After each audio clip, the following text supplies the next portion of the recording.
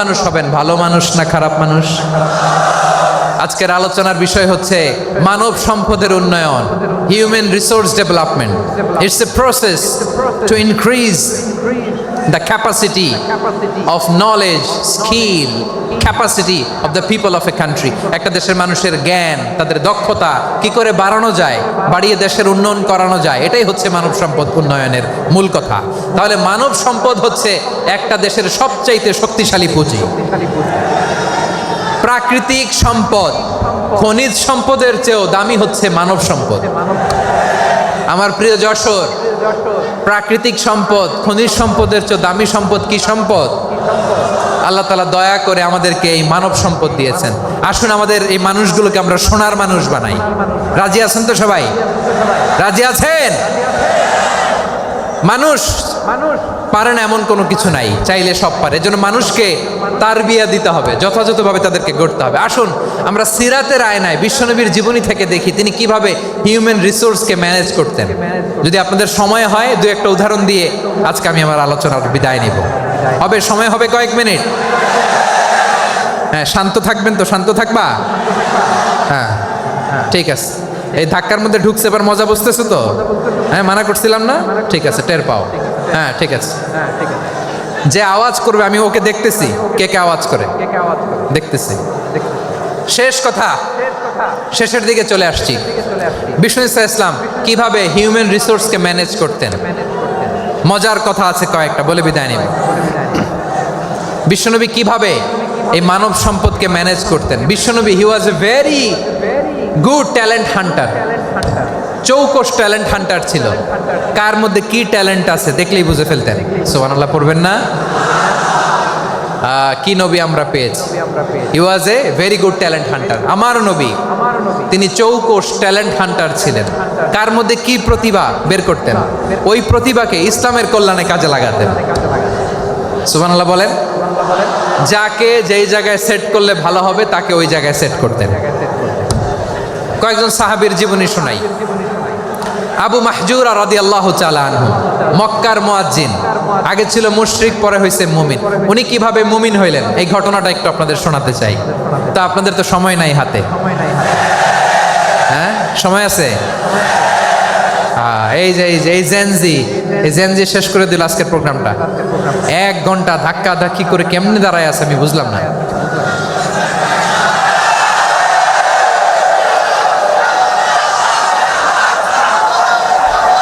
না না, তাকবির না, তাকবির না, চুপ করতে হবে। What I need you stop, just shut up, চুপ। হ্যাঁ ঠিক আছে, এভাবে। আবু মাহজুরা রাদিয়াল্লাহু তাআলা আনহু কিভাবে মুসলিম হলেন আওয়াজ করে শুনেন। হুনাইনের যুদ্ধ, 8ম হিজরি। বিষ্ণু ইসলাম হুনাইনের যুদ্ধ শেষে ফিরতেছেন, পথিমধ্যে বেলাল রাদিয়াল্লাহু তাআলা আনহু, এই যে আবার কথা, আই রে আল্লাহ রে, এখানে ধাক্কা ধাক্কি কেন? চলে যাও, পেছনে যাও, যাও পেছনে যাও। কি আজীব তামাশা! যেখানে যায় এখানে ধাক্কা ধাক্কি, মারামারি, গায়ের উপরে, কাঁধের উপরে, শাউটিং।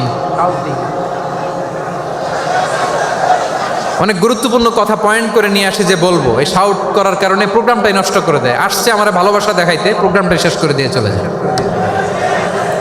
স্টপ, স্টপ, আবার কথা বল, স্টপ। হুনাইনের যুদ্ধে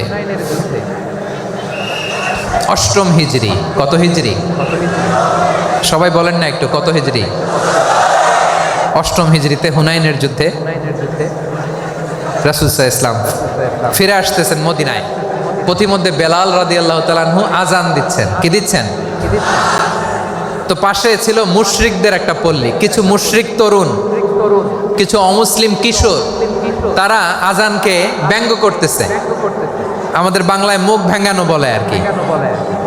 বেলাল রাদিয়াল্লাহু তাআলা আনহু আজান দিচ্ছেন, ওই বাচ্চাগুলো মুশরিক, তো ওরা আজানকে ব্যঙ্গ করতেছে, বিকৃতি করে ওরাও আজান দিচ্ছে। উদ্দেশ্য হচ্ছে আজানকে নিয়ে ঠাট্টা করা। উদ্দেশ্য কি? ঠাট্টা করা।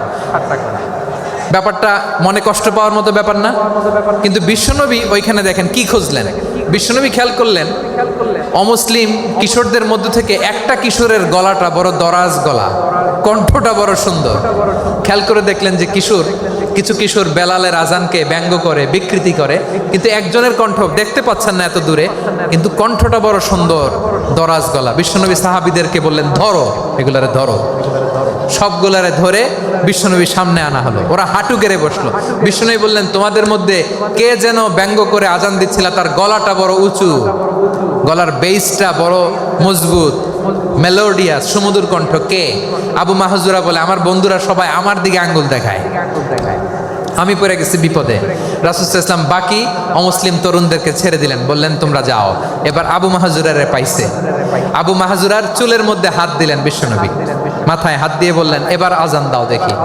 আবু মাহজুরা বলে, আমি তো আজান দিতে জানি না, কারণ আমি তো বেলালেরটা শুইনা দিছি, আমার তো মুখস্থ নাই, আমি তো আজান দিতে জানি না। বিশ্বনবী বললেন, জানো না? তাহলে আসো, আমি তোমারে শিখাই দেই। সুবহানাল্লাহ পড়েন।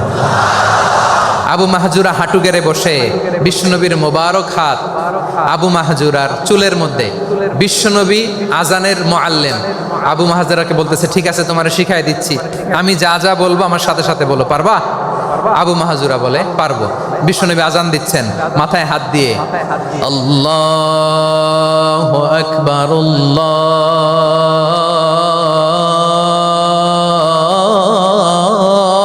আল্লাহু আকবার। আবু মাহজুরা এই বাক্যটা পড়লেন। বিশ্বনবী দ্বিতীয় বাক্য পড়তে আরম্ভ করলেন, আল্লাহু আকবার,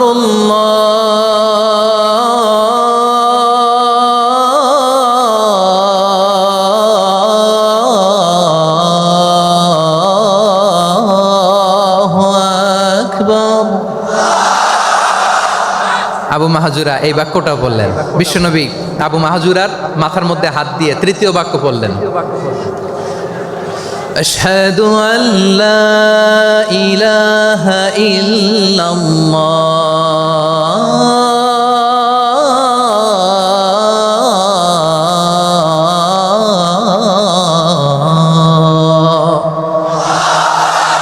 আবু মাহজুরা তৃতীয় বাক্য পড়লেন। বিশ্বনবী একটা বাক্য পরে আবু মাহজুরা পরে, বিশ্বনবী পরে আবু মাহজুরা পরে। আবু মাহজুরা কিন্তু অমুসলিম, মুশরিক।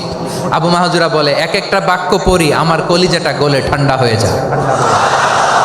এতদিন মোহাম্মদকে গালি দিতাম, এখন মোহাম্মদ আমার মাথায় যখন হাত রাখছে আমার সারা শরীর ঠান্ডা হয়ে গেছে।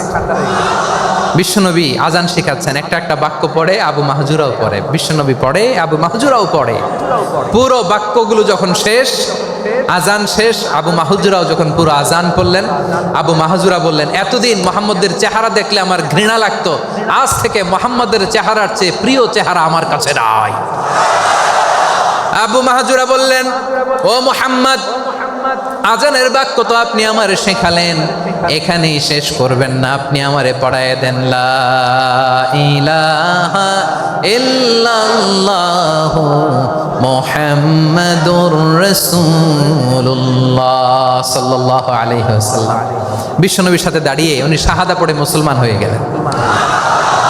এবার আবু মাহজুরা বলে, ইয়া রাসূলুল্লাহ, ইয়া হাবিবাল্লাহ, আমি মুমিন হয়েছি, মুসলমান হয়েছি, আপনার কাছ থেকে আজান শিখার সৌভাগ্য আমি লাভ করেছি গো নবী।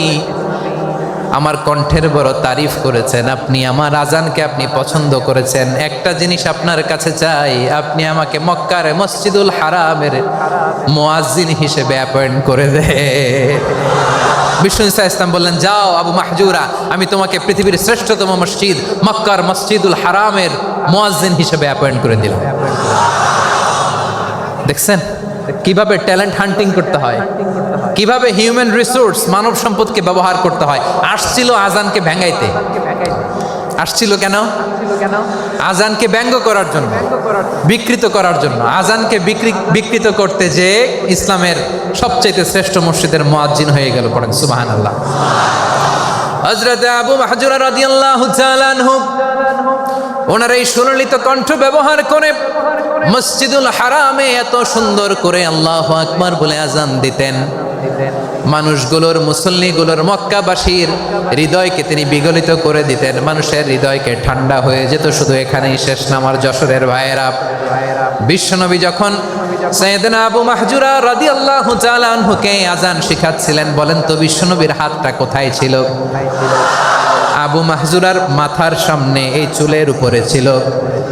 আবু মাহজুরা ওই স্মৃতিটাকে ধারণ করবার জন্য, ওই স্মৃতিকে বহন করার জন্য বিশ্বনবীর মোবারক হাত আবু মাহজুরার কপালের চুলের যেই জায়গায় লেগেছে, মৃত্যুর আগের দিন পর্যন্ত আবু মাহজুরা মাথার ওই চুলে কোনোদিন ছুরি আর কামার লাগায় নাই,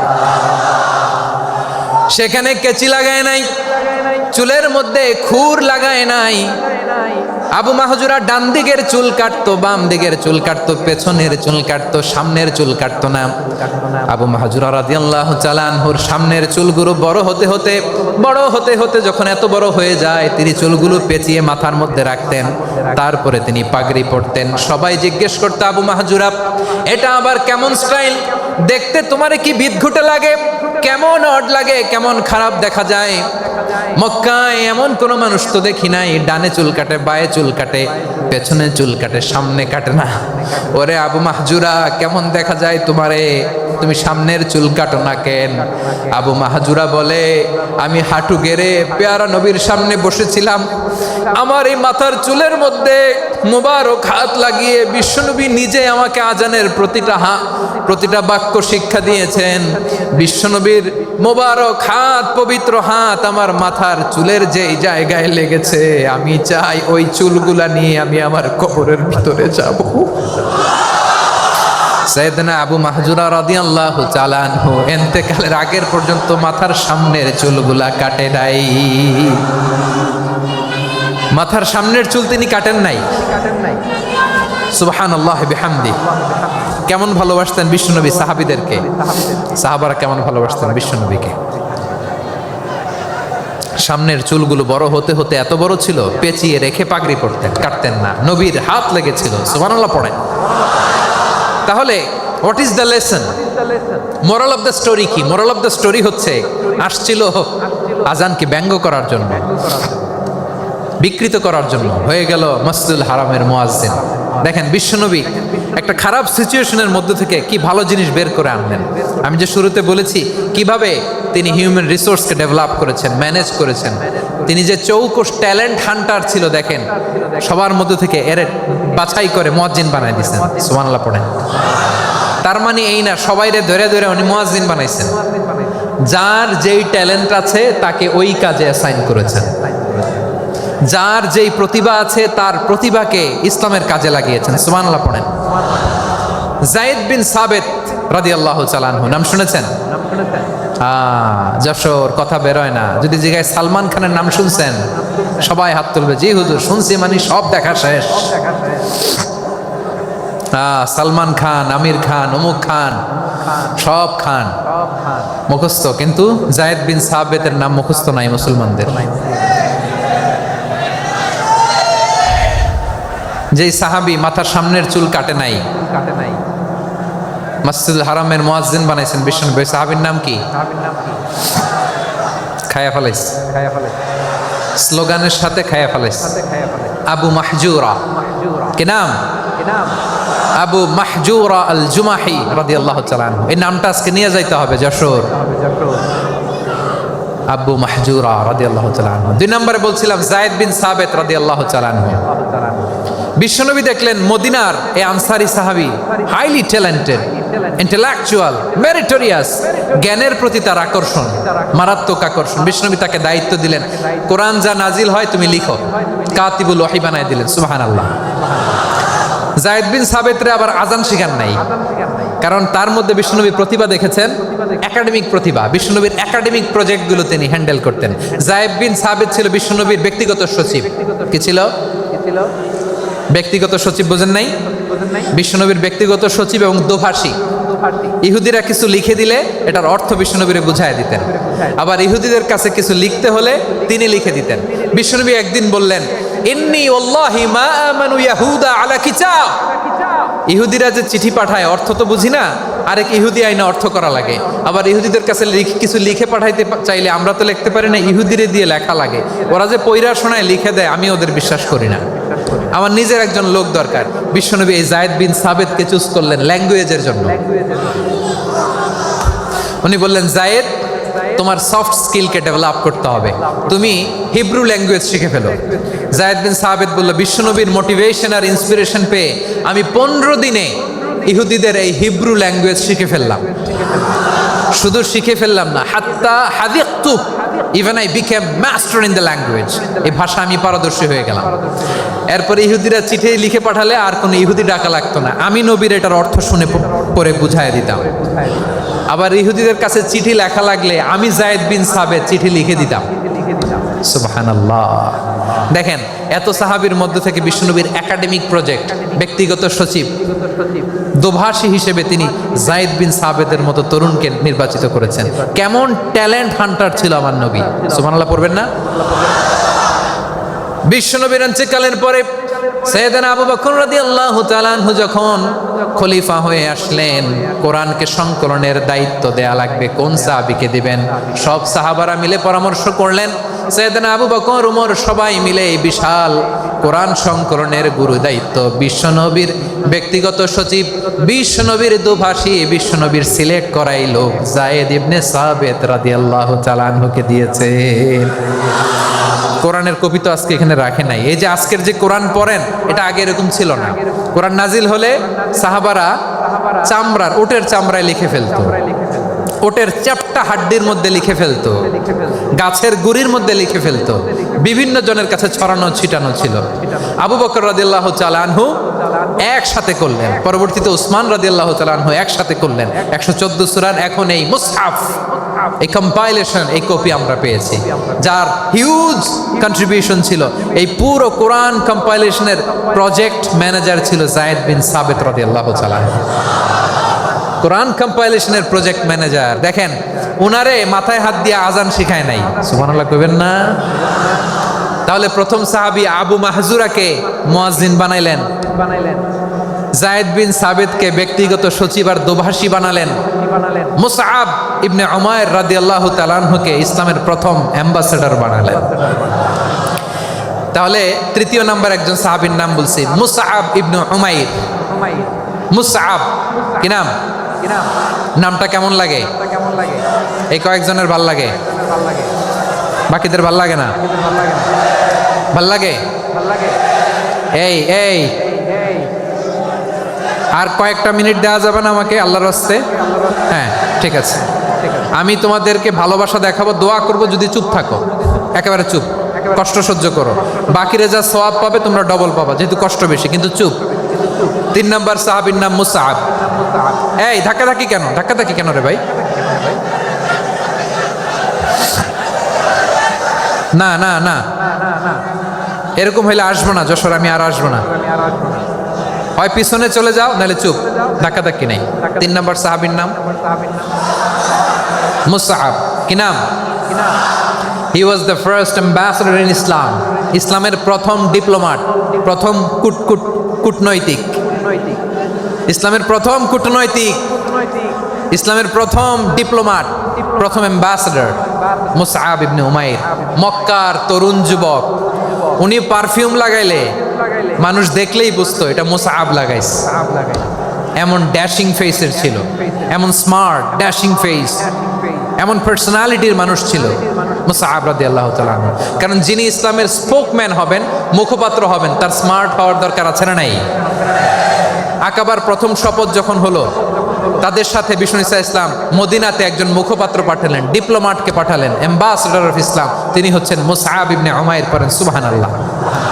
বিশ্বনবী দেখলেন সে অনেক স্মার্ট, তার ডেডিকেশন আছে, সিনসিয়ারিটি আছে, এবং মদিনায় যে আউস খাজরাজ গোত্রের নেতাদের সাথে ডিল করতে হবে, ইহুদিদের সাথে ডিল করতে হবে, ওখানে একজন পাক্কা জানু খেলোয়াড়ের দরকার আছে না নাই? মুসআব ইবনে উমাইর রাদিয়াল্লাহু তাআলা আনহু, ওনাকে বিষ্ণু ঈসা ইসলাম চুজ করলেন। এবং বিষ্ণু ঈসা ইসলামের এই চুজিংটা, এই সিলেকশনটা এত সুন্দর ছিল, তিনি মদিনাতে যে বিশ্বনবী আসার আগেই মদিনার জমিনকে তিনি উর্বর করে ফেলছেন। প্রতিটা ঘরে ঘরে কালিমার দাওয়াত তিনি পৌঁছায় দিচ্ছেন। জুমার বিধান নাজিল হয়েছে, কিন্তু মক্কায় পরিবেশ নাই জুমা পালনের। বিষ্ণু ইসলাম একজনকে দিয়ে খবর পাঠালেন, যাও মদিনায় মুসাবকে যে বলো, মুসাব তো আমার শিক্ষক, আমার স্পোকম্যান, মদিনাতে যেন তারা জুমা কায়েম করে। বিশ্বনবীর আগেই মুসাব মদিনার মুসলিমদেরকে নিয়ে মদিনায় প্রথম জুমা কায়েম করে ফেলছে। কোন সুবহানাল্লাহ। ডিপ্লোম্যাটদের কেমন হইতে হয়, অ্যাম্বাসেডারের কেমন হইতে হয়, মুসাব রাদিয়াল্লাহু তাআলা আনহুর কাছ থেকে শিখে নাও। মুসাব নামটা কেমন লাগে? যশোর, যাদের সন্তান হবে, ছেলে সন্তান, আমার রাস্তায় পাইলে সবাই জিজ্ঞেস করে, হুজুর একটা নাম দেন, আমার ছেলে হবে। যশোরবাসীর জন্য আমি একটা নাম দিয়ে দিলাম, নাম রাখতে হবে মুসাব। কি নাম? নামটা যাদের ভাল লাগে, ছেলে সন্তান অনাগত আসবে, মনে চাইলে নাম রেখে দিবেন মুসাব রাদিয়াল্লাহু তাআলা আনহুর নামে মুসাব। তাহলে মুসাব রাদিয়াল্লাহু তাআলা আনহুকে বিশ্বনবী ল্যাঙ্গুয়েজ শিখান নাই, সফট স্কিল শিখান নাই। জায়েদ রাদিয়াল্লাহু তিনি হিব্রু ল্যাঙ্গুয়েজ শিখেছেন, সুরিয়ানি শিখেছেন, কিন্তু মুসাবকে তিনি বানিয়েছেন the spokesman of Islam, the first diplomat, the ambassador of Islam. সুবহানাল্লাহ পড়বেন না? আব্দুল্লাহ ইবনে আব্বাস রাদিয়াল্লাহু তাআলা আনহু বিশ্বনবীর কাজিন, চাচাতো ভাই। আবার মাইমুনা রাদিয়াল্লাহু তাআলা আনহু, মাইমুনা নবীর স্ত্রী, তিনি ছিলেন আব্দুল্লাহর আপন খালা। তো নবীর বউ যদি ওনার খালা হয়, নবী তার কি? বুঝে নাই, নবী তার কি? খালু। তাহলে সম্পর্ক অনেক গভীর, কাজিন আবার খালু। ছোট্ট মানুষ, তাই রাতে মাঝে মাঝে ঘরে থাকতো। বিশ্বনবী দেখলেন আব্দুল্লাহ যেহেতু আমার ঘরে ঢুকতে পারে, আব্দুল্লাহরে এই উম্মতের বড় শিক্ষাবিদ বানাইতে হবে। কথা বোঝে নাই? আব্দুল্লাহকে কি বানাইতে হবে? শিক্ষাবিদ, এডুকেটর অফ দিস উম্মাহ, এই উম্মার শিক্ষাবিদ বানাইতে হবে। তাই আব্দুল্লাহ ইবনে আব্বাসকে বিশ্বনবী হাতে কলমে শিক্ষা দিয়েছেন। আহারে, আর এরপরে যে কি ভাষা আসবে তোমাদের জন্য আমার মুখ থেকে আমি নিজেও জানি না, আমি নিজেও জানি না। 1 ঘন্টা যাবত ধাক্কা ধাক্কি মারামারি। তো আসতে বলছে কে তোমাকে? পেছনে চলে যাও, জায়গা না পেলে। পুরো প্রোগ্রামটাই নষ্ট করে দিল।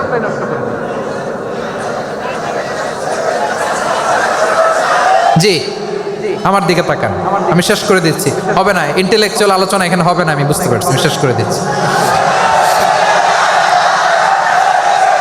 আব্দুল্লাহ ইবনে আব্বাস রাদিয়াল্লাহু তাআলা আনহু, মনোযোগ দিয়ে কয়েকটা মিনিট শুনুন, আমি এখনই শেষ করে দিচ্ছি, এরপর আওয়াজ করবে। এই যে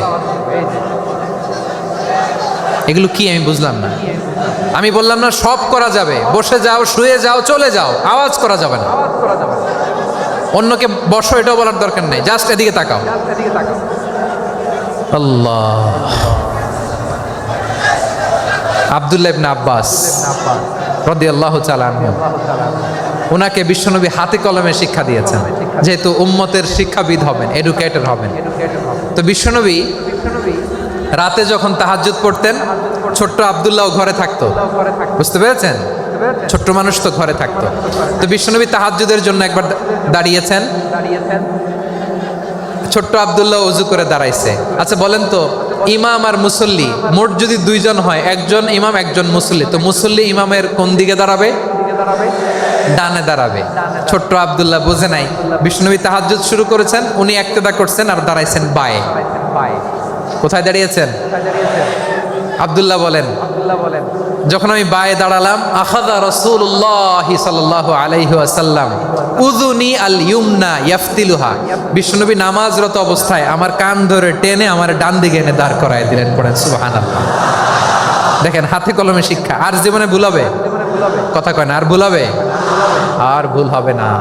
এভাবে বিশ্বনবীর অনেক সঙ্গ পেয়েছেন, সফর করেছেন, একই বাহনে বসেছেন, এক বাহনে বসে লম্বা নসিহত করেছেন, বলেছেন, ইয়া গোলাম ইহফাজিল্লাহ ইয়াহফাজকা, ইহফাজিল্লাহ তাজিদহু তুজাহাক, ইযা সাআলতা ফাসআলিল্লাহ ওয়া ইযা ইসতাআনতা ফাসতাইন বিল্লাহ। আল্লাহর বিধান মানো, আল্লাহর বিধান রক্ষা করো, আল্লাহ তোমায় রক্ষা করবে। আব্দুল্লাহ, চাইতে হলে আল্লাহর কাছে চাও, সাহায্য চাইতে হলে আল্লাহর কাছে সাহায্য চাও। মনে রাখো, গোটা বিশ্বের সবাই যদি তোমার সাহায্য করতে চায়, ততটুকুই করতে পারবে যতটুকু আল্লাহ তোমার নসিবে রেখেছে। গোটা বিশ্ব যদি তোমার বিরুদ্ধে ষড়যন্ত্রে দাঁড়িয়ে যায়, ক্ষতি ততটুকু করতে পারবে যতটুকু তোমার জন্য বরাদ্দ আছে, এর বাইরে কিছু করতে পারবে না। আওয়াজ করে বলেন ঠিক কিনা? এভাবে হাতে কলমে শিখিয়েছেন। বিশ্বনবীর সঙ্গ পেয়েছেন, ওনাকে বিষ্ণু ইসলাম শিক্ষাবিদ, এডুকেটর অফ দিস উম্মাহ হিসেবে সিলেক্ট করেছেন, হাতে কলমে শিখিয়েছেন। বিশ্বনবী একবার প্রকৃতির ডাকে সাড়া দিয়ে এসেছেন, এখন কি করতে হবে? নামাজের জন্য অজু করতে হবে। বিশ্বনবী এসেই দেখেন অজুর বদনায় পানি ভরা, খুশি হয়ে গেলেন, বললেন কে রেখেছে পানি? একজন বলল আব্দুল্লাহ রেখেছে। বিশ্বনবী অত্যন্ত খুশি হলেন, খুশি হয়ে একটা দোয়া করলেন, বললেন আল্লাহুম্মা ফাক্কিহু ফিদ্দীন ওয়া আল্লিমহু তা'ওয়ীল। আল্লাহ তুমি আব্দুল্লাহকে দ্বীনের বুঝ দিও আর কোরআনের তাফসির শিক্ষা দিও। বিশ্বনবীর এই দোয়া এমন লাগছে, উনি রাইসুল মুফাসসিরিন, এই পৃথিবীতে যত মুফাসসির ছিল, যত মুফাসসির আসবে, সকল মুফাসসিরের সম্রাট হিসেবে স্বীকৃত হয়েছেন আব্দুল্লাহ ইবনে আব্বাস। বিশ্বনবী ওনারে আজান শিখান নাই, বিশ্বনবী ওনারে ল্যাঙ্গুয়েজ শিখান নাই, বিশ্বনবী ওনারে অ্যাম্বাসাডর বানান নাই, হাতে কলমে শিক্ষা দিয়েছেন। ছোট্ট মানুষ, বিশ্বনবী ইন্তেকাল করলেন, আবু বকরের সময় গেল, ওমরে ফারুকের খেলাফত, তখনও তিনি তরুণ। ওমরে ফারুক রাদিয়াল্লাহু তাআলা আনহু ওনার ক্যাবিনেট মিনিস্ট্রির বৈঠকে এই আব্দুল্লাহ ইবনে আব্বাসকে পাশ দিয়ে বসায় রাখতেন। বয়স্ক সাহাবারা এটা পছন্দ করতো না, তারা বলতো ঘটনা কি, আব্দুল্লাহর মতো ছেলে নাতি আমাদের আছে, এরা কেন রাখে ওমরে ফারুক? ওমরে ফারুক এটা টের পেলেন, তিনি বুঝতে পারলেন যে ক্যাবিনেট মেম্বাররা এটা পছন্দ করে না, ছোট্ট আব্দুল্লাহরা কেন রাখি, কেন যে রাখি এটা একদিন বুঝাবো। একদিন মিটিংয়ে তিনি সবাইকে বললেন ইদা জাআ নাসরুল্লাহি ওয়াল ফাতহ। এই আয়াত দ্বারা উদ্দেশ্য কি বলেন তো মুরব্বী সাহাবীরা? এক সাহাবী বলেন এই সূরা দ্বারা উদ্দেশ্য, আল্লাহ বলেছেন আমাদেরকে বিভিন্ন ল্যান্ড, বিভিন্ন এলাকা বিজয় করতে হবে। ওমরে ফারুক বললেন না, হয়নি। আরেকজন বললেন বিজয় হওয়ার পর আমাদের বেশি বেশি আল্লাহর বরত্বের ঘোষণা দিতে হবে, এটা উদ্দেশ্য। ওমরে ফারুক বললেন না, হয় নাই। যারা জিজ্ঞেস করেন কেউ পারে না। সব শেষে বিশ্বনবী ছোট্ট আব্দুল্লাহরে বলেন আব্দুল্লাহ ইদা জা নাসরুল্লাহি ওয়াল ফাত, এর দ্বারা উদ্দেশ্য কি বলো তো? ছোট্ট আব্দুল্লাহ বলেন হুয়া আজালু রাসূলিল্লাহ। এই আয়াত দ্বারা বিশ্বনবীর বিদায়কে উদ্দেশ্য নেওয়া হয়েছে। ওমরে ফারুক বললেন হাযা হুয়া, এটাই তো সঠিক উত্তর, এটাই সঠিক তাফসীর এই আয়াতের।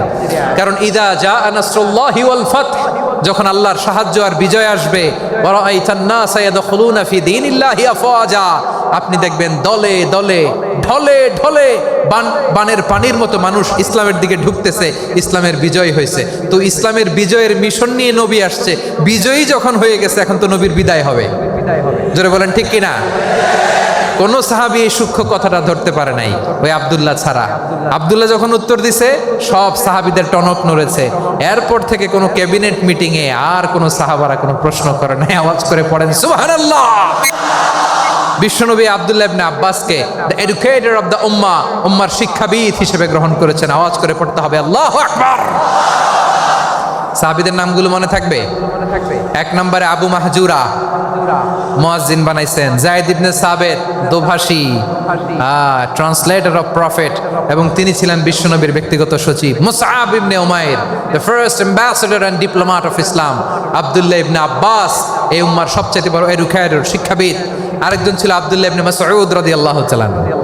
দুই আব্দুল্লাহ, আব্বাস গেল, আরেকজন হচ্ছে মাসউদ। মক্কার তরুণ, ছাগল পালতো মুশরিকের। বিশ্বনবী আর আবু বকর রাদিয়াল্লাহু তাআলা আনহু একবার গেলেন, যে দেখে এই তরুণ দাঁড়ায় আছে। বিশ্বনবী বলেন আমি খুব ক্ষুধার্ত, তোমার কাছে কি দুধ আছে ছাগলের? আব্দুল্লাহ ইবনে মাসউদ বলে আছে। ওয়ালাকিন আনা মু'তামান, কিন্তু যে দুধ আছে এটা আমানতের, আমি দিতে পারবো না। বিশ্বনবী এইটা শুনেই তার টার্গেট করে ফেলছে।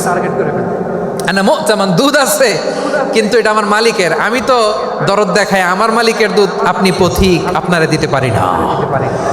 বিশ্বনবী টার্গেট করে ফেলছেন, এরে আমার কাজে লাগাইতে হবে। বিশ্বনবী বললেন আচ্ছা ঠিক আছে, দুধ দিও না, কিন্তু এমন ছাগি আছে কিনা যেই ছাগির সাথে কোনো ছাগলের মিলন হয় নাই, তার ওলানে দুধও আসে নাই, বাচ্চাও নাই, এরকম ছাগির থেকে যদি আমি দুধ খাই তাহলে তো সমস্যা নাই। বলতেছে এরকম ছাগির থেকে দুধ খাইলে সমস্যা নাই, কারণ এরকম ছাগির ওলান থেকে দুধ আসবেও না। বলতেছে ঠিক আছে, এরকম একটা ছাগি নিয়ে আসা হলো। বিশ্বনবী বিসমিল্লাহ বলে ওই ছাগির ওলানে হাত দিলেন। হাত দিতে দেরি, পুরো ওলানটা দুধে ভরে যেতে দেরি হয় না। বিশ্বনবী আর আবু বকর রাদিয়াল্লাহু তাআলা আনহু দহন করে পেট ভরে খেলেন। এই দৃশ্য আব্দুল্লাহ ইবনে মাসউদের হৃদয়ে দাগ কাটলো। এই মুআজিজা দেখে তিনি বললেন আশহাদু আল্লা ইলাহা ইল্লাল্লাহ ওয়া আশহাদু আন্না মুহাম্মাদুর রাসূলুল্লাহ। তিনি ষষ্ঠ মুসলিম ছিলেন, 6 নম্বর মুসলমান।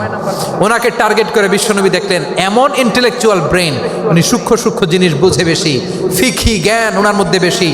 বিশ্বনবী ওনাকে কোরআনের জ্ঞান শিক্ষা দিতে লাগলেন। উনি বিশ্বনবী সবার কাছে কোরআন শোনায়, কিন্তু বিশ্বনবী নিজে আব্দুল্লাহ ইবনে মাসউদের কাছ থেকে কোরআন শুনতো। বিশ্বনবী একবার বললেন ইকরা আলাইয়া ইয়া মাসউদ। ইবনে মাসউদ একবার শোনাও তো কোরআন দেখি। আব্দুল্লাহ ইবনে মাসউদ বলে আকরাউ আলাইকা ওয়া আলাইকা উনজিল। নবী আপনার উপর কোরআন নাজিল হয় আর আমি আপনার সামনে কোরআন পড়ব। বিশ্বনবী বললেন ইন্নী উহিব্বু আন আসমাআহু মিন গায়রি। আমি নিজে পড়তে যেমনি ভালোবাসি, অন্যে পড়ুক আমি শুনবো, এটাও আমি ভালোবাসি। সূরা নিসা তিনি তেলাওয়াত করে শুনিয়েছেন। এমন সূক্ষ্ম সূক্ষ্ম বিষয় বিশ্বনবী ওনাকে ধরিয়ে দিয়েছেন। উনি হয়ে গিয়েছেন আব্দুল্লাহ ইবনে আব্বাস, হয়েছেন রাইসুল মুফাসসিরিন, উনি হয়ে গিয়েছেন ফাকিহুল উম্মাহ। ওনার চাইতে বড় ফকি এই পৃথিবী আর দেখবে না। চিল্লায় বলেন সুবহানাল্লাহ।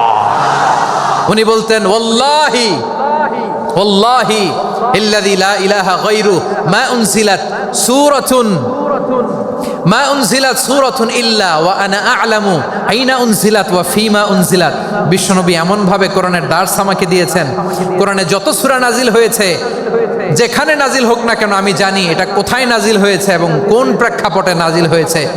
এমন একটা সূরা নাই যে সূরার কোথায় নাজিল হয়েছে আমি মাসুদের জানা নাই, কোন প্রেক্ষাপটে নাজিল হয়েছে আমার জানা নাই। এরকম ঘটবে না। চিল্লায় বলেন আল্লাহু আকবার। এই আব্দুল্লাহ ইবনে মাসউদ রাদিয়াল্লাহু তাআলা আনহু ওমর ফারুকের সময় কুফার চিফ জাস্টিস ছিলেন। কুফা নগরীর চিফ জাস্টিস। চিফ জাস্টিস বুঝেন নাই? বিচারপতি। কি ছিলেন? সবাই বলে নাই কি ছিলেন? বিচারপতি ছিলেন। এবং ওনার যে ফিকহি জ্ঞানের ধারা, এটাই আলকামা, ইব্রাহিম আন-নাখাই, হাম্মাদ ইবনে সুলাইমান হয়ে ইমাম আবু হানিফা পর্যন্ত পৌঁছেছে। এবং ওনার ফিকহি জ্ঞানের ধারাই হানাফি মাযহাবে অ্যাকসেপ্ট হয়েছে। আজও এগুলো হানাফি মাযহাবে চর্চিত হয়। হানাফি মাযহাবের সব ফিক আব্দুল্লাহ ইবনে মাসউদের ফিকহি জ্ঞানের ধারা থেকে নেওয়া হয়েছে। চিল্লায় পড়েন সুবহানাল্লাহ। তাহলে উনাকে বিশ্বনবী বানিয়েছেন জুরিস্ট, আইনবিদ, ফাকিহ। উনারে আজান শিখান নাই। হিউম্যান রিসোর্স ডেভেলপমেন্ট কিভাবে করবেন, মানব সম্পদের উন্নয়ন কিভাবে করতে হয়, কিভাবে যার যেখানে প্রতিভা কাজে লাগাতে হয় উনি দেখিয়েছেন। সুবহানাল্লাহ পড়বেন না? খালিদ বিন ওয়ালিদ নাম শুনছেন? কে কে শোনেন নাই হাত তোলেন। কি ছিলেন? বীর যোদ্ধা। বীর যোদ্ধা ছিলেন খালিদ বিন ওয়ালিদ। কিন্তু তিনি ইসলাম ধর্ম গ্রহণ করেছেন অনেক দেরিতে, 8ম হিজরিতে। তার মানে 8ম হিজরির আগে উনি মুশরিকদের পক্ষে লড়াই করেছেন। ওনার হাতে কত মুসলিম সাহাবী যে নিহত হয়েছে হিসাব নাই। বিষ্ণুনবী টার্গেট করে রাখছে, তুমি আমাদের মুসলিমদের এত ক্ষতি করলা, তুমি যখন মুসলমান হবা তোমারে দিয়ে আমি এমন কাম করামু যে এটা আর কেউ করতে পারবে না। সুবহানাল্লাহ নাই? যশোর ক্লান্ত হয়ে গেছে।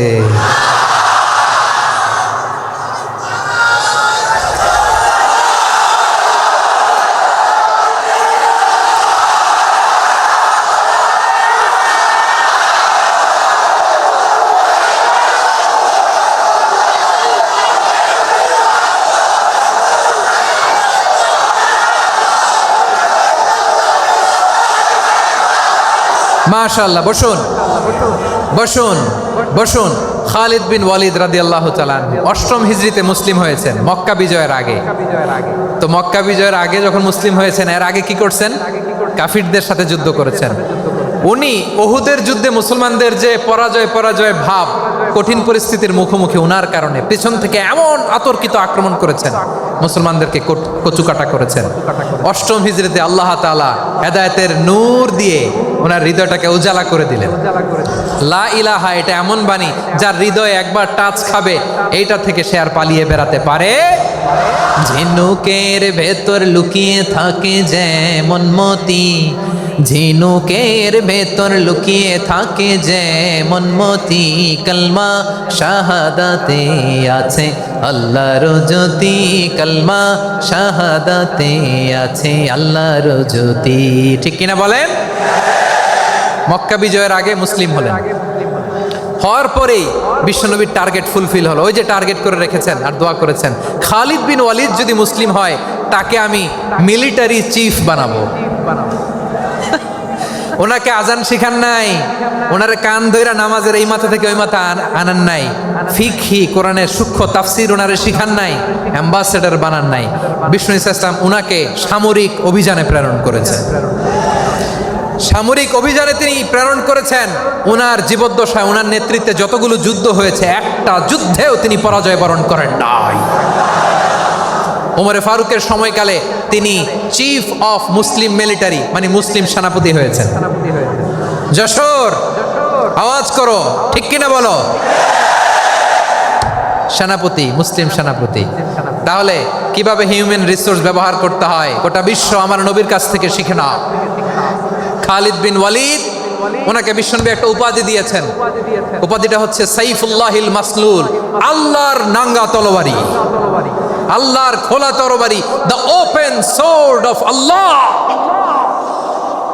খালিদ বিন ওয়ালিদ মুসলিম সেনাপতি। হাসান বিন সাবেত নাম শুনছেন? দেখি উনি কি ছিল বলেন। রাসূলের সভা কবি, কালচারাল হিজিমনিকে ডিফিট করার জন্য। উনি ভালো অস্ত্র চালানো জানতেন না, ওই কাজে উনি যেতেন না। ওনার ছিল কাব্য প্রতিভা। কাব্য প্রতিভা, কাফিররা কবিতা দিয়ে নবীকে গালি দিত। বিশ্বনবী বলতেন, ইয়া হাসান আজিব আন রাসূলিল্লাহ, তুমি নবীর হয়ে কাফেরদের এই কথাগুলোর জবাব দাও। বিশ্বনবীর একটা মিম্বার ছিল। বিশ্বনবীর মিম্বারের পাশাপাশি মসজিদে নববীতে এই হাসান বিন সাবেতের জন্য বিশ্বনবী একটা স্পেশাল মিম্বার বানিয়ে দিয়েছেন। এখান থেকে তুমি জবাব দাও। এবং বিশ্বনবী বলেছেন, আল্লাহুম্মা আইয়িদহু বিরূহিল কুদুস। আল্লাহ, হাসান আমার পক্ষে জবাব দেয়, তুমি জিব্রাইল মারফত তাকে সাহায্য পাঠাইয়া দিও। রাসূল সাল্লাল্লাহু আলাইহি ইসলামের সভা কবি, the poet of the prophet, নবীর কবি। উনি কবিতা দিয়ে এমন উচ্চাঙ্গের ভাষায় কবিতা দিয়ে তিনি জবাব দিতেন, কাফিরদের গা শিহরে যেত, তাদের হৃদয়ে আগুন ধরে যেত। তাহলে এরকম কবিরও দরকার আছে না নাই? এখন যাকে আল্লাহ দিছে কাব্য প্রতিভা, এরা যদি আপনি যুদ্ধের ময়দানে পাঠান হবে? যারে দিছে সুরেলা গলা, এরা যদি অ্যাম্বাসেডর বানান হবে না। হাসান বিন সাবেত ছিলেন বিষ্ণু ইসলামের কবি। হুযায়ফা ইবনুল ইয়ামান বিশ্বনবীর গোয়েন্দা বিভাগের প্রধান। কিসের প্রধান? হুযায়ফা ইবনুল ইয়ামান, ওনার ছিল ডিটেকটিভ মাইন্ড। ডিটেকটিভ মাইন্ড, গোয়েন্দা বিভাগের প্রধান। এবং উনি হচ্ছেন সাহিবু সিররি রাসূলিল্লাহ, রাসূল সাল্লাল্লাহু আলাইহি ওয়াসাল্লামের গোপন তথ্যের ধারক বাহক। নবীর যেই কথা কেউ জানে না, সব হুযায়ফার পেটের ভিতরে ছিল। সুবহানাল্লাহ পড়েন। মদিনার যত ইহুদিদের একটা লিস্ট ছিল, এই লিস্ট শুধু দুইজন জানতো, বিশ্বনবী আর হুযায়ফা। সুবহানাল্লাহ পড়বেন না? তাহলে ওনাকে কোন দায়িত্ব দিছে? কোন বিভাগ? যশোর আওয়াজ করো, কোন বিভাগ? গোয়েন্দা বিভাগের হেড ছিল। খন্দকের যুদ্ধে প্রচন্ড আজকের মতো শৈত্য প্রবাহ, মাটি খনন করতে করতে সাহাবীদের পেটে ক্ষুধা নাই, দাঁড়াইতে পারে না নামাজের জন্য, এত ক্লান্ত, ক্ষুধা, ক্লান্ত, শ্রান্ত। বিশ্বনবী বললেন, কে আছো? এই কঠিন শীত, এই ভয় আর ক্ষুধার মধ্যেও খন্দকের পরীক্ষার টপকে শত্রু শিবিরে যে আমাকে তথ্য দিবা, কে আছো? কারো গায়ে শক্তিই নাই যে দাঁড়াবে, কেউ দাঁড়ায় না। বিশ্বনবী তখন নিজে হুযায়ফাকে ডাক দিলেন, হুযায়ফা, যে আমাকে আজকে শত্রু শিবিরের তথ্য এনে দিবে, সে জান্নাতে আমার মোরাফাকা, আমার সঙ্গী হবে। হুযায়ফা রাদিয়াল্লাহু ইবনুল ইয়ামান জীবনের ঝুঁকি নিয়ে এই ক্ষুধা, শৈত্য প্রবাহ, কোল্ড ওয়েভসকে উপেক্ষা করে পরীক্ষা টপকে শত্রু শিবিরে যে সবার কথাগুলো চুপে চুপে শুনে বিশ্বনবীর দরবারে এসে গোয়েন্দাদের মতো তথ্য সরবরাহ করেছে। বিশ্বনবীর গোয়েন্দা বিভাগের প্রধান হুযায়ফা ইবনুল ইয়ামান ইন্টেলিজেন্স বিভাগ চালাতেন। মুনাফিকদের নাম ওনার কাছে ছিল। মুআয ইবনে জাবাল মদিনা রাষ্ট্রের সবচেয়ে সিনিয়র আমলা ছিলেন। আমলাতন্ত্র চিনেন তো? প্রশাসনিক কাজ যারা চালায়, অ্যাডমিনিস্ট্রেশন বুঝেন না? The department of administration. মদিনার রাষ্ট্রের সিনিয়র আমলা মুআয ইবনে জাবাল মুতাখাসসিসুন ফিল হালাল ওয়াল হারাম, হালাল হারামের স্পেশালিস্ট ছিলেন। বিশ্বনবী উনাকে ইয়ামানের গভর্নর করে পাঠাইছেন। বলেছেন, ইন্নাকা তা'তি কওমান আহলা কিতাব, এমন গোষ্ঠীর কাছে যাবা ইহুদি নাসারা, আগে শাহাদা পড়লে এরপরে নামাজের দাওয়াত দিও, নামাজ পড়লে জাকাতের দাওয়াত দিও। গভর্নরের অ্যাটিটিউড যেমন থাকে তেমন অ্যাটিটিউড ধরে রেখো। সুবহানাল্লাহ পড়েন। তাহলে মুআজ ইবনে জাবালকে দিয়ে বিশ্বনবী কবিতা লেখায় নাই, চিঠি লেখায় নাই, আজান দেওয়ায় নাই। সুবহানাল্লাহ পড়বেন না? সব শেষ সাহাবী বলি আবু হুরায়রা রাদিয়াল্লাহু তাআলা, নাম শুনছেন? বিড়ালের বাবা। কি করতেন? খালি হাদিস মুখস্থ করতেন। উনি বলতেন আলজামু রাসূলুল্লাহ আলা মিল ইবাতনি, আমার শুধু পেটের ক্ষুধার বন্দোবস্ত হইলে আমি নবীর সঙ্গ ছাড়তাম না। আমার আনসার সাহাবারা ক্ষেত খামারের কাজ করত, আমার মুহাজির সাহাবারা ব্যবসা করত, আর আমি নবীর সাথে সাথে থাকতাম। শুধু সকাল বিকাল দুই বেলা যদি আমার খাবারের বন্দোবস্ত হয় আমি আর নবীর লক ছাড়ি না। সুবহানাল্লাহ কইবেন না?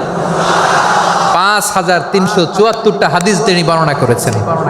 সবচেয়ে বেশি হাদিস বর্ণনাকারী সাহাবী। হাদিস প্রিজার্ভেশনের কাজে বিশ্বনবী ওনাকে কাজে লাগিয়েছেন। উনি একদিন বলেন ইয়া রাসূলুল্লাহ আসমাউ মিনকা কাসীরান ফালা আহফাজু, নবী অনেক কথা শুনি আমার মনে থাকে না। বিষ্ণু বললেন তাই? উবসুত রিদাক, তোমার চাদরটা বিছাও। আবু হুরায়রা বিছালেন, বিশ্বনবী হাত বুলায় দিলেন, এরপরে অনেক হাদিস বর্ণনা করলেন। আবু হুরায়রা বলে তারপর থেকে বিশ্বনবী যাই বর্ণনা করে আমি শুনি আর একটাও ভুলি না। এখন সুবহানাল্লাহ। বিশ্বনবী ওনাকে হাদিস প্রিজার্ভেশন, নবীর এই যে লক্ষ্য হাদিস প্রিজার্ভেশনের এই দায়িত্ব দিয়েছেন সাইয়েদনা আবু হুরায়রা রাদিয়াল্লাহু তাআলা আনহুকে। প্রিয় ভাইরা, তাহলে 10 জন সাহাবীর কথা যে বললাম, আপনারা কি খেয়াল করেছেন কত বড় ট্যালেন্ট হান্টার, চৌকস ট্যালেন্ট হান্টার ছিল আমার নবী। এক একজনের এক এক ট্যালেন্ট, এক এক কাজে অ্যাসাইন করেছেন, এক একজনকে এক এক দায়িত্ব দিয়েছেন, এক একজনের প্রতিভাকে এক একভাবে বিকশিত হওয়ার সুযোগ দিয়েছেন। আওয়াজ করে বলেন ঠিক কি না? এখন আমার পর্দার আড়ালে আমার মায়েরা বলবে এতগুলো পুরুষ সাহাবীর কথা বললো, নারী সাহাবীরা কি কিছু করে নাই? হ্যাঁ, একজন নারী সাহাবীর কথা বলে মোনাজাত হবে, দোয়া ছাড়া কেউ যাব না। রুফাইদা আল আসলামিয়া রাদিয়াল্লাহু তাআলা আনহা, ওনার বাবার নাম সাআদ আল আসলামি। বিশ্বনবী কি খেয়াল করলেন দেখেন, সাআদ ছিল মদিনার বড় ডাক্তার। এই নারী সাহাবী রুফাইদা বাবার কাছ থেকে চিকিৎসা বিদ্যা শিখেছেন। যখন শিখছে বিশ্বনবী দেখলেন আমার তো প্রতি সপ্তাহে সপ্তাহে যুদ্ধে আহত সাহাবীদের সেবা দিবে কে? বিশ্বনবী রুফাইদাকে বললেন রুফাইদা তুমি মসজিদে নববীর পাশে একটা মেডিকেল ক্যাম্প করো। এই যে সাকিনা আদ্দিন মেডিকেলের আমার ছাত্রী বন্ধুরা শুনে রাখো, তোমাদের আইকন হচ্ছে এই রুফাইদা আল আসলামিয়া। বিশ্বনবীর ডিরেকশন অনুযায়ী তিনি মসজিদে নববীর পাশে একটা মেডিকেল ক্যাম্প করলেন এবং আহত সাহাবাদের চিকিৎসা উনি ওনার টিম নিয়ে দিতেন। বিশ্বনবীর পরামর্শে উনি আনসারি এবং মুহাজির মহিলা সাহাবীদেরকে নিয়ে একটা স্পেশাল মেডিকেল টিম গঠন করলেন। খায়বার যুদ্ধে 7ম হিজরিতে যখন বিশ্বনবী যায় উনি ওনার টিম নিয়ে আসলেন, বললেন ইয়া রাসূলুল্লাহ আমরা তো তলোয়ার চালাতে পারি না, আমরা তো তীর মারতে পারি না, আপনি যদি অনুমতি দেন খায়বার অভিযানে আমি আমার টিম নিয়ে মেডিকেল টিমের সেবাটা সার্ভিসটা দিতে চাই। পড়েন সুবহানাল্লাহ। বিশ্বনবী অনুমতি দিলেন, যোদ্ধা সাহাবীদের সাথে রুফাইদা আল আসলামিয়া উনিও মেডিকেল টিম নিয়ে অগ্রসর হলেন। খায়বারের প্রতিটা আহত ইনজুর্ড সাহাবী যারা ইনজুরি শিকার হয়েছেন সবাই রুফাইদা আল আসলামিয়ার এই মেডিকেল ক্যাম্প থেকে চিকিৎসা সহায়তা পেয়েছেন। সুবহানাল্লাহ পড়েন। দেখেন কিভাবে বিশ্বনবী ট্যালেন্ট বাছাই করতেন, আপনি অবাক হবেন। বাহরাইনের মেডিকেল ইউনিভার্সিটিতে রুফাইদা আল আসলামিয়া মেডিকেল প্রাইজ অ্যাওয়ার্ড প্রতি বছর দেয়া হয়। যদি 8 দিনের এই মেডিকেল আমার বোনেরা যদি জেনে থাকো জানো, না হলে নতুন করে জানো, সার্চ দিও রুফাইদা আল আসলামিয়া মেডিকেল অ্যাওয়ার্ড বাহরাইনের ইউনিভার্সিটিতে দেওয়া হয়। প্রিয় ভাইয়েরা, তাহলে আলোচনার সামারি আমরা করি। বিশ্বনবী যার যেখানে ট্যালেন্ট তাকে ওইখানে কাজে লাগাতেন। আওয়াজ করে বলেন ঠিক কিনা? এবার একটা ইন্টারভিউ হবে, আওয়াজ করে বলেন আবু মাহজুরাকে বিশ্বনবী কি বানাইছেন? হ্যাঁ, ভুলে গেছেন? সামনের চুলে হাত দিয়ে বিশ্বনবী কি সুন্দর গলায় আজান শিখালেন। মুয়াজ্জিন যায়েদ বিন সাবিতকে একাডেমিক প্রজেক্টের দায়িত্ব দিয়েছেন, তিনি ছিলেন বিশ্বনবীর দোভাষী ব্যক্তিগত সচিব। Musab ibn Umair the first ambassador of Islam, Abdullah ibn Abbas উম্মার বড় শিক্ষাবিদ মুফাসসির, আব্দুল্লাহ ইবনে মাসউদ ছিলেন জুরিস্ট। কি ছিলেন? জুরিস্ট ছিলেন, এই উম্মার সবচেয়ে বড় জুরিস্ট। খালিদ বিন ওয়ালিদ সেনাপ্রধান হাসান বিন সাবেত। হাসান বিন সাবেত ছিলেন বিশ্বনবীর সভাকবি। কি ছিলেন? বিশ্বনবীর সভাকবি ছিলেন। এরপরে হুযায়ফা ইবনুল ইয়ামান কি ছিলেন? গোয়েন্দা বিভাগের প্রধান। মুআয ইবনে জাবাল কি ছিলেন? সিনিয়র আমলা। ইয়ামানের গভর্নর। আবু হুরায়রা রাদিয়াল্লাহু তাআলা আনহু হাদিস প্রিজার্ভেশনের কাজ করেছেন। আর আমাদের রুফাইদা আল আসলামিয়া রাদিয়াল্লাহু তাআলা আনহা কি ছিলেন? নার্স ছিলেন। নার্স হয়ে মেডিকেল সেবা দিয়েছেন। প্রিয় ভাইয়েরা, পুরো আলোচনার যদি সামারি করি তাহলে বিশ্বনবী যেভাবে হিউম্যান রিসোর্সকে ম্যানেজ করেছেন, যার যেখানে প্রতিভা কাজে লাগিয়েছেন, আমরাও যদি করি আমাদের বাংলাদেশের চিত্র আমরা পাল্টে যেতে পারবো। আমরা শুরুতে শুনেছি মানুষের আছে অসীম সম্ভাবনা, প্রতিটা মানুষ অনন্য, যত্ন নিলে, যথাযথ পরিচর্যা করলে মানুষ বিশ্ব জয় করতে পারে, ঠিক কিনা? আমাদের হাফেজে কোরআনের সামনে দাঁড়াতে পারে এমন কোনো হাফেজে কোরআন আল্লাহর জমিনে জন্ম হয় নাই। গোটা বিশ্ব কাঁপিয়ে তারা সেরা। আমাদের ক্রিকেটাররা সেরা, আমাদের তৈরি পোশাক শিল্প সেরা। এরকম অনেক অনেক সেরা জিনিস আছে, আমরা এগুলোর নার্চারিং করতে পারি নাই, পরিচর্যা করতে পারি নাই, সঠিক তারবিয়াতের অভাব। তাহলে মানুষের অসীম সম্ভাবনাকে কাজে লাগাতে হবে, ঠিক কিনা বলেন? ইউনুস গভর্নমেন্টকে আমি বলবো, অল্প সময়ের জন্য আপনারা এসেছেন, সংস্কারও করতে হবে, আবার নির্বাচনও করতে হবে। সব সংস্কার হতে করতে পারবেন না, যতটুকু পারবেন এর মধ্যে আমাদের যে হিউজ ম্যান পাওয়ার, আমাদের যে মানব সম্পদ, হিউম্যান রিসোর্স, এটাকে ডেভেলপ করে আপনাদের যেতে হবে। যেটা পারবেন না সেটাকে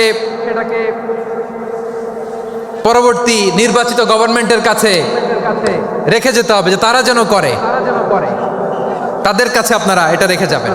তাহলে মানুষ চাইলে বিশ্ব জয় করতে পারে। আর মানুষকে হারাতে পারে কেউ? জোরে বলো যশোর, মানুষকে হারাতে পারে কেউ? আল্লাহ আমাদেরকে জনসংখ্যা দিয়েছেন প্রিয় ভাইয়েরা। এই জনসংখ্যা অনেক বড় সম্পদ, এটা আমাদের জন্য অভিশাপ নয়, আশীর্বাদ। আমাদের জনসংখ্যাকে যদি আমরা জনশক্তিতে রূপান্তর করতে পারি, আজকে বাংলাদেশ যে অবস্থানে দাঁড়িয়ে আছে, বাংলাদেশ তার 20 গুণ উন্নতির শিখরে চলে যাবে। চিল্লায় বলো ঠিক কিনা? আমাদের শ্রমিক ভাইয়েরা বাইরে কাজ করে, আমাদের শ্রমজীবী ভাইয়েরা, প্রবাসীরা, তাদের ব্যাপারে গুরুত্ব দিতে হবে। আমাদের শ্রমের দাম সবচেয়ে কম, সবচেয়ে কম। তারা এম্বাসিতে গুরুত্ব পায় না, এয়ারপোর্টে গুরুত্ব পায় না। এই সরকার অবশ্য তাদেরকে অনেক গুরুত্ব দিচ্ছে। আমাদের অদক্ষ শ্রমিককে যখন আমরা দুবাই পাঠাই, অল্প বেতন পায়, কিন্তু ইন্ডিয়ানরা দক্ষ শ্রমিক পাঠাইলে তার 3 গুণ বেতন পায়। আমরা আমাদের শ্রমিকদেরকে অদক্ষভাবে আর পাঠাতে চাই না, দক্ষ শ্রমিক পাঠিয়ে আমরা রেমিটেন্সের বন্যা বইয়ে দেব। আমাদের শ্রমিকদের পাঠানো রেমিটেন্সের টাকায় সচল থাকে আমার দেশের অর্থনীতির চাকা। তাদেরকে সবচেয়ে গুরুত্ব দিতে হবে। আমরা পেয়েছি ফ্রিডম ফাইটার, মুক্তিযোদ্ধা, আর আমার প্রবাসী ভাইরা হচ্ছে রেমিটেন্স ফাইটার। জোরে বলো ঠিক কিনা? তাহলে আমাদের এই জনশক্তিকে জনসম্পদে ট্রান্সফর্ম করতে হবে, ঠিক কিনা বলেন? সরকার জনগণকে এভাবে পলিশ করতে হবে। মা বাবারা ছেলে মেয়েদের মধ্যে কার কোন যোগ্যতা তাকে ওইভাবে কাজে লাগাতে হবে। সবার এ প্লাস পাওয়ার কোনো দরকার নাই। আমাদের দেশে একটা টেন্ডেন্সি আছে, পরীক্ষায় এ প্লাস না পাইলে কই তুই কি করলি, পাশের বাড়ির ছেলে এ প্লাস পাইছে, যা ওর পা ধোয়া পানি খা। কি খা? তা আমি ভাবছি যে পা ধোয়া, এ প্লাস পাওয়া ছেলেদের পা ধোয়া পানির একটা পানির ব্র্যান্ড বানাইতে হবে। এরকম লেখা থাকবে, এ প্লাস পাওয়া ছেলেদের পা ধোয়া পানি। খাওয়া নাই, এগুলার খাওয়া নাই। ওরে আল্লাহ এ প্লাস পাওয়ার জন্য বানাইছে, আর আপনার ছেলেকে এই এ প্লাস গুলারে নিয়ন্ত্রণ করার জন্য আল্লাহ বানাইছে। ওকে দিয়ে আল্লাহ কি করবে আপনি জানেনই না। একটা এ প্লাস, একটা এ গ্রেড একটা মানুষের জীবনকে ঠিক করে দিতে পারে না। আপনার ছেলেকে আল্লাহ অন্যদিকে যোগ্যতা দিয়েছে। ওদের মনোবল ভাঙবেন না, খবরদার, খবরদার। ছেলে মেয়েদের মনোবল ভাঙবেন না। যাকে দিয়ে যেটা হবে তাকে দিয়ে সেটা করতে হবে, তার প্রতিভাকে সেভাবে কাজে লাগাতে হবে। তাহলে বাংলাদেশ, আমাদের এই জনসংখ্যা জনসম্পদে রূপান্তরিত হবে। আমাদের সরকারের তত্ত্বাবধানে আমাদের 18 কোটি জনগণ দক্ষ জনশক্তিতে রূপান্তরিত হোক, আমরা চাই কি চাই না? আমরা ভালো মানুষ, শ্রেষ্ঠ মানুষ হতে চাই কি চাই না? ওই জাপানিজদের মতো সৎ, ওই ইউরোপিয়ানদের মতো কালচার্ড। আমাদেরকে আল্লাহ তাআলা কোরআন সুন্নাহ অনেক কিছু দিয়েছেন। যেহেতু বর্তমানে আমরা দেখছি তারা সৎ, তাদের মধ্যে ভ্যালিউ আছে, সেগুলো আমাদের মধ্যে আনার দরকার আছে না নাই? আর ইসলাম দিয়ে আমাদের জীবনকে সাজাতে হবে, ইসলাম দিয়ে আমার পরিবারকে সাজাতে হবে। ইসলাম থেকে, কোরআন থেকে প্রেসক্রিপশন না নিলে জীবন সুন্দর হবে না। কোরআন থেকে প্রেসক্রিপশন না নিলে সমাজ সুন্দর হবে না। কোরআনের প্রেসক্রিপশন না মানলে রাষ্ট্র সুন্দর হবে না। কোরআনের প্রেসক্রিপশন অ্যাপ্লাই না করলে শুধু দুর্নীতি দমন কমিশন দিয়ে দুর্নীতি বন্ধ করা যাবে না। এজন্য কোরআনের আইন আমরা চাই কি চাই না? প্রিয় ভাইয়েরা, হিউম্যান রিসোর্স ডেভেলপমেন্ট, মানব সম্পদের উন্নয়ন, আমাদের সরকার যেন এদিকে নজর দেয়। আমরা যেন এই ব্যাপারে যত্নবান হয়ে উঠি। যাকে আল্লাহ যে যোগ্যতা দিয়েছে, এই যোগ্যতা দিয়ে আমরা যেন ইসলামের জন্য, দেশের জন্য কাজ করি। আমরা যেন আমাদের স্কিল ডেভেলপ করি, আমাদের পটেনশিয়ালকে ডেভেলপ করি। মোরালিটি, ভ্যালিউজ নিয়ে শায়েখ আহমদুল্লাহ আলোচনা করেছেন, এগুলো দিয়ে যেন আমরা আমাদেরকে সাজাই। আল্লাহ তাআলা আমাদের দেশকে তুমি নিরাপদ করো, আমরা পড়ি আমিন। আল্লাহ আমার 18 কোটি জনগণকে তুমি জনশক্তিতে রূপান্তরিত করো, আমিন। আল্লাহ আমরা হাতে হাত রেখে, কাঁধে কাঁধ মিলিয়ে, ভাইয়ে ভাইয়ে যেন এই দেশকে গড়তে পারি, আল্লাহ তুমি তৌফিক দান করো, আমরা পড়ি আমিন। আমার প্রিয় মহিউদ্দিন ভাই বলেছেন, হুজুর এমন একটা ঘোষণাপত্র দিয়ে যাবেন আজকের এই ঐতিহাসিক যশোরের প্রোগ্রামে, যেটা গোটা বাংলাদেশে মানুষ এটার উপর আমল করে। আমি যে কথাটা বলেছি এটাই, আসুন আমরা আমাদের জনসংখ্যাকে জনসম্পদে ট্রান্সফর্ম করি। আমাদের জনসংখ্যাকে আমরা যেন জনশক্তিতে রূপান্তরিত করি। জনসংখ্যাকে ট্রান্সফর্ম করে জনশক্তি দিয়ে আমরা যেন আগামীর বাংলাদেশ, স্বাধীন বাংলাদেশ 2.0-কে গড়ে তুলি। আল্লাহ তাআলা আমাদের সবাইকে কথাগুলো বোঝার, আমল করার তৌফিক দান করুন। এই জেনজি, ক্ষমা করে দিও আমাকে, অনেক ধমক দিছি, বকা দিছি। আল্লাহ তোমাদেরকে করুক, কবুল করুক, যশোরবাসীকে কবুল করুক, আদ দিনকে কবুল করুক, এই মেডিকেল কলেজকে কবুল করুক, ইসলামের জন্য বাঁধ ভাঙা এই জোয়ার এবং উচ্ছ্বাসকে আল্লাহ তাআলা কবুল করুক। হাযা মা ইনদি ওয়াল ইলমু ইনদাল্লাহ আলাইহি তাওয়াক্কালতু ওয়া ইলাইহি উনীব। সুবহানাকাল্লাহুম্মা বিহামদিকা আশহাদু আল্লা ইলাহা ইল্লা আনতা